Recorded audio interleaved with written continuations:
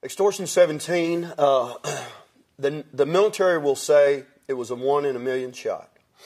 But in my opinion, not as a military expert, but as an American, with the facts that Karen and I have discovered and the information that's been put before us and the way that our military is operating, extortion, the shoot down of Extortion 17 is a symptom of a far bigger problem in our military today. It was a calamity waiting to happen. Why is that? Well, the things that we have discovered,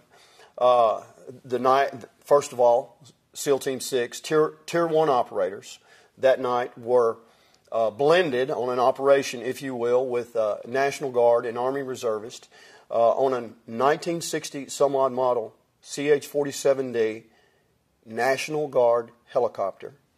The chopper flew into a 3.5-hour firefight where an operation was already underway with no pre-assault fire because of the rules of engagement, because of the winning the hearts and minds strategy that we're employing in Afghanistan.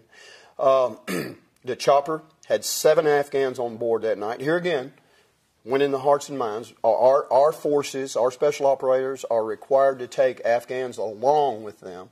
And according to, since Aaron's died, according to some SEALs and Rangers that I've spoken with, Mr. Vaughn, they just drag us down. They just slow us down. But this is what our government wants, is appeasement of our allies, so-called allies, and the enemy.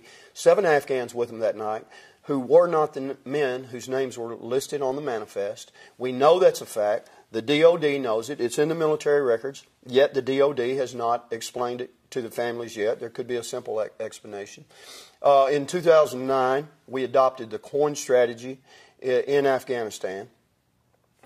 From the beginning of the conflict in Afghanistan up until 2009, it took 8 years for the first 1,000 American lives to be lost in Afghanistan.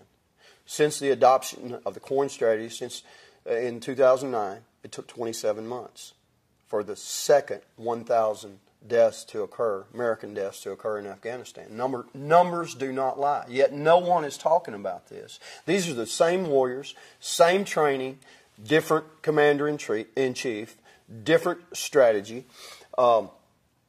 That's why Extortion 17 was lost that night.